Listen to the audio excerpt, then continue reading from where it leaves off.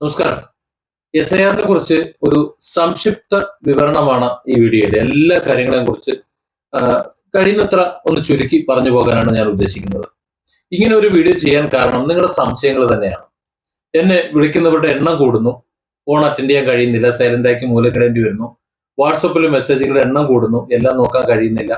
അതുപോലെ കമന്റുകളിൽ ചിലരൊക്കെ ചോദിക്കുന്നുണ്ട്. ആ ചോദ്യങ്ങളൊക്കെ ആ ആ വീഡിയോയിൽ തന്നെ പറഞ്ഞ കാര്യങ്ങളാണ്. അതാണ് ഏറ്റവും രസം. മിക്ക വീഡിയോകളിലും എല്ലാ കാര്യങ്ങളും പറഞ്ഞു കഴിഞ്ഞതാണ്. എങ്കിലും അതൊന്നും കാണാതെ വീണ്ടും വീണ്ടും സംശയങ്ങൾ ചോദിച്ചുകൊണ്ടിരിക്കുന്നു. ഇനി ആ വീഡിയോയിൽ വളരെ വ്യക്തമായി പറഞ്ഞു കൊടുത്ത കാര്യങ്ങൾ പോലും വീണ്ടും സംശയമായി അതിനകത്ത് ചോദിക്കും. ഇതൊക്കെ നമ്മൾ മനസ്സിലാക്കുന്ന നിങ്ങൾ വീഡിയോ കാണുന്നില്ലെന്നാണ്.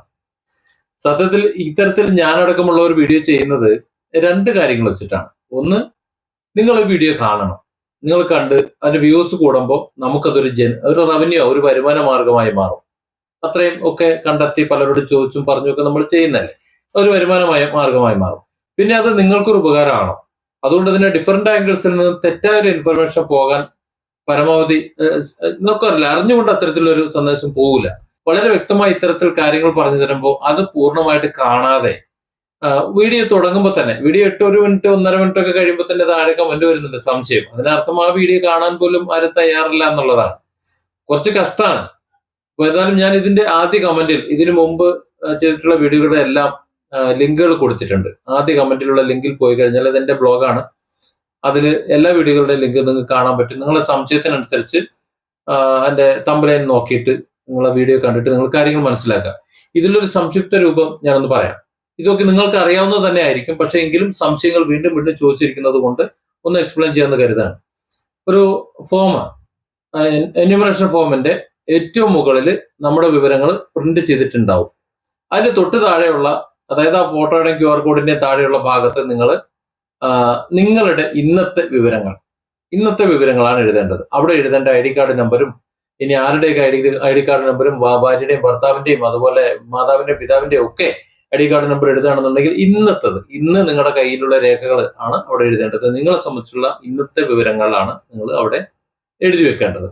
പിന്നെ അതിന്റെ താഴെയുള്ള 2 കോളങ്ങളാണ്. അതിൽ ഇടതുവശത്തെ കോളത്തിൽ പൂരിപ്പിക്കേണ്ടത് നിങ്ങളുടെ വിവരങ്ങൾ തന്നെയാണ്. അതായത് നിങ്ങളുടെ പേര് 2002 SIR രജിസ്റ്ററിൽ ഉള്ളതായിട്ട് നിങ്ങൾ കണ്ടു കഴിഞ്ഞാൽ അതെങ്ങനെയാന്നുള്ളത് ഞാൻ നേരത്തെ പറഞ്ഞ ലിങ്കിൽ, ഈ കമന്റിലുള്ള ലിങ്കിൽ നിങ്ങൾ പോയി നോക്കിക്കഴിഞ്ഞാൽ ആ സൈറ്റിന്റെ അഡ്രസ്സും കാര്യങ്ങളും അവിടെ നിന്ന് കിട്ടും. പോയി നിങ്ങൾ ലിസ്റ്റിൽ ഉണ്ടോ എന്ന് കണ്ടെത്തുക, അല്ലെങ്കിൽ നിങ്ങൾ BLO ചോദിക്കുക. നിങ്ങളുടെ പേര് 2002 ലിസ്റ്റിൽ ഉണ്ട് എന്നുണ്ടെങ്കിൽ അന്നത്തെ വിവരങ്ങൾ, ഇന്നത്തെ വിവരങ്ങളല്ല ഇനി ചോദിക്കരുത് സംബന്ധിച്ചിട്ട്, അന്ന് 2002 ലിസ്റ്റിൽ നിങ്ങളുടെ എന്തൊക്കെ വിവരങ്ങളാണോ എഴുതിയിട്ടുള്ളത് അതാണ് അതുപോലെ ഇടതുവശത്ത് കോളത്തിൽ എഴുതേണ്ടത്, താഴെ ഇടതുവശത്ത് എഴുതേണ്ടത്. ഇനി ഒരു പക്ഷെ 2002 ലിസ്റ്റിൽ നമ്മൾ ഇല്ല എന്ന് കരുതുക. അങ്ങനെ ഇല്ല എന്നുണ്ടെങ്കിൽ പേടിക്കാനൊന്നുമില്ല. നമ്മുടെ മാതാപിതാക്കൾ ആരെങ്കിലും ഉണ്ടാവും, അവരുടെ പേര് ലിസ്റ്റിൽ ഉണ്ടോ എന്ന് നോക്കിയിട്ട് ആ ലിസ്റ്റിൽ അന്ന് എന്തൊക്കെയാണോ എഴുതിയിരുന്നത് ആ വിവരങ്ങൾ വലതുവശത്തെ കോളത്തിൽ എഴുതുക. അന്നത്തെ വിവരങ്ങളാണ്, ഇന്നത്തെ വിവരങ്ങളല്ല. ഓക്കെ, ഇതാണ് ഇതിന്റെ അടിസ്ഥാനം എന്ന് പറയുന്നത്. പിന്നെ ഒരു സംശയം വരുന്നത് ഭാര്യ, ഭർത്താവ് അതുപോലെ മറ്റു ബന്ധുക്കളെ കൊടുക്കാൻ പറ്റുമോ എന്ന്. പൂർണ്ണമായിട്ട് ഉത്തരം പറയാൻ പറ്റൂല, എങ്കിലും എനിക്കറിയാവുന്നതും ഞാൻ മനസ്സിലാക്കിയതും ഒന്ന് പറയാം. 2026 ഈ SIRമായി ബന്ധപ്പെട്ട് മാതാപിതാക്കളാണ് ബന്ധുക്കൾ എന്ന് പറയുന്നുണ്ട്. ഈ മാതാപിതാക്കള്, മക്കള്, ഇങ്ങനെയുള്ള ബന്ധം, സഹോദരങ്ങൾ, ഭാര്യ, ഭർത്താവ് അവരൊന്നും ബന്ധുക്കളല്ല എന്ന് തുടക്കത്തിൽ പറഞ്ഞിരുന്നു. പക്ഷേ നമ്മള് കഴിഞ്ഞ SIR 2002 SIR നോക്കുമ്പോൾ അതിൽ ഒരു ഭർത്താവ് എന്നും ഭാര്യ എന്നും ഒക്കെ കൊടുക്കുന്നത് കണ്ടിട്ടുണ്ട്. അങ്ങനെ ശ്രദ്ധയിൽപ്പെട്ടിട്ടുണ്ട്. അത് ഒരു വനിതയുടെ പേര് എഴുതിയതിനു ശേഷം അവരുടെ ഭർത്താവിന്റെ പേരാണ് അവിടെ എഴുതിയിട്ടുള്ളത്. അപ്പൊ അങ്ങനെയൊക്കെ വരുന്നുണ്ട്.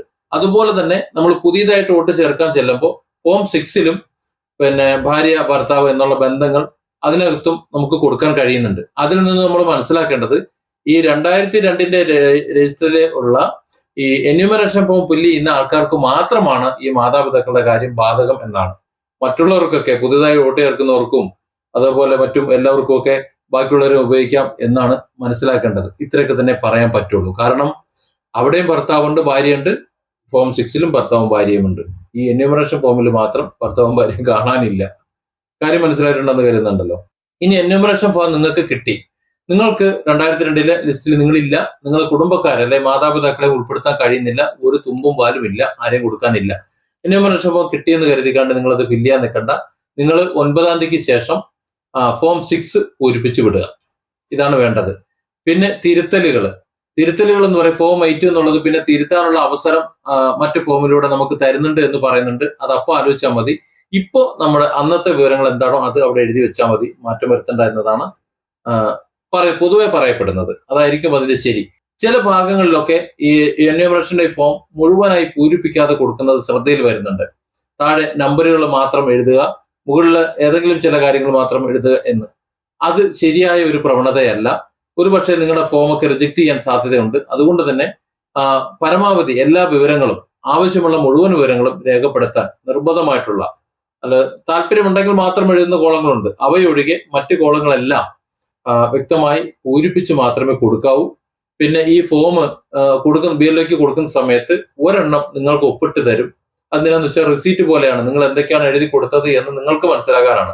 നാളെ അത് കൊണ്ട് കളഞ്ഞിട്ട് പോകാൻ നിൽക്കണ്ട. അതുപോലെ ഫോം ഫില്ല് ചെയ്തിട്ട് തെറ്റിപ്പോയാൽ, നിലവില് ഒരു ഫോമാണ് തെറ്റിയിട്ടുള്ളതെങ്കിൽ മറ്റേ ഫോം കയ്യിലുണ്ട് എന്നുണ്ടെങ്കിൽ അതിന്റെ ഒരു കോപ്പി എടുത്ത് മര്യാദയ്ക്ക് എഴുതിയൊക്കെ കൊടുത്താൽ മതി. ഇനി അതും ഇല്ല എന്നുണ്ടെങ്കിൽ വൈറ്റ്നർ ഉപയോഗിച്ചോ മറ്റോ തിരുത്തി കൊടുക്കാമെന്ന് പറയുന്നുണ്ട്. അതിനെ സംബന്ധിച്ചും കൂടുതൽ കാര്യങ്ങൾ നിങ്ങൾ BLOയുമായിട്ട് സമീപിക്കുക. പലരും പല രീതിയിലാണ് കാണുന്നത്. പിന്നെ ഫോം 6 ഞാൻ നേരത്തെ പറഞ്ഞതുപോലെ ഓൺലൈനിൽ പൂരിപ്പിച്ച് കൊടുത്തിട്ട് അതിന്റെ വിവരങ്ങളൊന്നും നമുക്ക് കാണുന്നില്ല. പിന്നീട് ഡാറ്റ അൺഅവൈലബിൾ ആണ് എന്നാണ് പറയുന്നത്. അതുപോലെ അക്ഷയയിലും ഫില്ല് ചെയ്ത് തുടങ്ങിയിരുന്നു, പക്ഷെ അപ്പോഴും റിജക്റ്റ് ആണ് കാണുന്നത്. അതിൽ നമ്മൾ മനസ്സിലാക്കുന്നത് 9-ാം തീയതി എന്നൊരു തീയതി പറഞ്ഞിട്ടുണ്ട്. ആ 9-ാം തീയതിക്ക് ശേഷം, അടുത്ത മാസം 9-ാം തീയതിക്ക് ശേഷം മാത്രമേ ഫോം 6 വർക്ക് ചെയ്യൂ എന്നാണ്. മിക്കവാറും ആ സമയം മുതലായിരിക്കും 6A-യും, അതായത് പ്രവാസികൾക്കുള്ളതും വർക്ക് ചെയ്യുന്നത് നമുക്ക് അനുമാനിക്കാം. കാരണം രണ്ടും ഒരു ഫോമാണല്ലോ. ഫോം 6 ഇന്ത്യയിലുള്ളവർക്കും ഫോം 6 ഇന്ത്യക്ക് പുറത്തുള്ള ഇന്ത്യക്കാർക്കുമാണല്ലോ. അങ്ങനെ ആവുമ്പോൾ അതും 9-ാം തീയതിക്ക് ശേഷമേ വർക്ക് ചെയ്യൂ. നമുക്ക് സാമാന്യ യുക്തിയിൽ നമുക്ക് മനസ്സിലാക്കാമെന്ന് ഇപ്പോൾ പറയുന്നുള്ളൂ. പിന്നെ വരുന്നത് തിരുത്താണ്. ആ തിരുത്തും ഏതായാലും ഫോം 8 സംബന്ധിച്ച് അത് വരും. സംശയങ്ങളൊന്നും വേണ്ട. ഇവിടെ കുറച്ചു പേർക്ക് എന്തായാലും വോട്ട് നഷ്ടപ്പെടും എന്നുള്ള കാര്യത്തിൽ സംശയമില്ല. അത് ഉദാസീനമായി കൈകാര്യം ചെയ്യുന്നവർക്കാണ്. BLOയെ നമ്മൾ സഹായിച്ചേ പറ്റൂ. BLOയ്ക്ക് നമ്മളെ സഹായിക്കാൻ പറ്റുന്ന ഒരു സാഹചര്യമല്ല. നമ്മുടെ ലിസ്റ്റിൽ നമ്മുടെ പേരുണ്ടോ, നമ്മുടെ മാതാപിതാക്കളുടെ പേരൊക്കെ ഉണ്ടോ എന്ന് പരിശോധിക്കാനായിട്ട് ഉണ്ട്, എളുപ്പമാർഗമുണ്ട്. ആ സൈറ്റ് ഉണ്ട്. നിങ്ങളൊരു കാര്യം ശ്രദ്ധിക്കേണ്ടത്, നിങ്ങളെ ബൂത്ത് നമ്പരും അന്നത്തെ ബൂത്ത് നമ്പരും അതായത് പാർട്ടി നമ്പരും ഒക്കെ അറിയാമെന്നുണ്ടെങ്കിൽ അത് വെച്ച് പരിശോധിക്കുക. ചിലപ്പോൾ നിങ്ങളെ അഡ്രസ്സൊക്കെ മാറിക്കിടന്നേക്കാം. അതുകൊണ്ട് നിങ്ങൾ ഇങ്ങനെ പരിശോധിച്ച് വരുമ്പോൾ ഇതെന്റെ അഡ്രസ് അല്ല എന്ന് കരുതി പോയേക്കാം. പക്ഷെ അത് നിങ്ങളുടെ തന്നെ ആയിരിക്കും. അന്നത്തെ BLO ചിലപ്പോൾ തെറ്റിച്ചെഴുതിയിട്ടുണ്ടാവും. ഉദാഹരണത്തിന് എന്റെ തറവാട്ട് പേര് നവാസ് മൻസിൽ എന്നാണ് അന്നത്തെ വീട്ടുപേര്. ഇന്ന് അത് പരിശോധിക്കുമ്പോൾ അന്നത്തെ 2002 BLO സവാദ് മൻസിലിന്ന് തൊട്ടു മുകളിലത്തെ വീട്ടുപേരാണ് അറിയാതെ എഴുതിപ്പോയത്. ആ പേരെ ഇപ്പൊ കിടക്കുന്നത്. പിന്നെ ചോദിക്കുന്ന ഒരു പ്രധാനപ്പെട്ട ചോദ്യം, എന്തൊക്കെ രേഖകളാണ് നമുക്ക് എളുപ്പത്തിൽ കൊടുക്കാൻ കഴിയാന്നുള്ളത്. ഈ രേഖകൾ വടക്കേ ഇന്ത്യ മുഴുവൻ, അതായത് ഇന്ത്യ മുഴുവനും കൂടെ ചേർന്നിട്ടാണ് ഈ ഫോം സെറ്റ് ആക്കിയിട്ടുള്ളത്. അതിന്റെ തർജ്ജമ വന്നപ്പോഴാണ് ഈ ബന്ധുവും രേഖയും ഒക്കെ ഇത്രയധികം വന്നത്. ബീഹാർ അടക്കം നമ്മളെ ഫാമിലുണ്ട്. അതുകൊണ്ട് അതൊന്നും കണ്ടിട്ട് തലപുണ്ണാക്കി ബേജാറാകുന്നു വേണ്ട.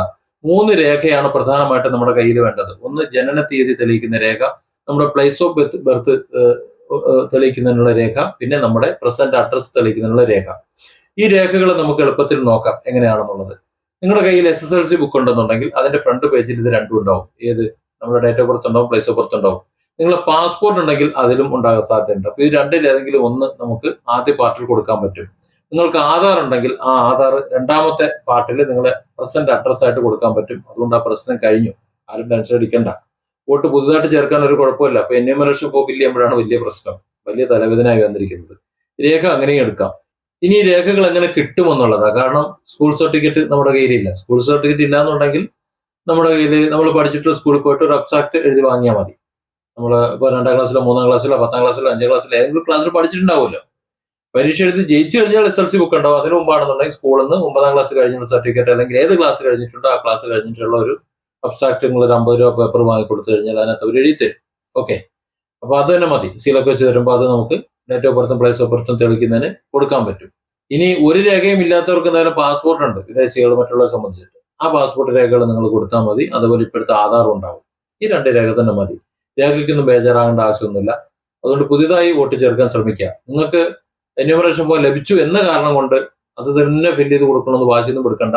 നമുക്കോ നമ്മുടെ കുടുംബക്കാർക്കോ ആർക്കോ നമുക്ക് എഴുതാൻ കഴിയുന്നില്ല എന്നുണ്ടെങ്കിൽ നമുക്ക് ഫോം 6 തന്നെ നമുക്ക് കൊടുക്കാൻ കഴിയൂ.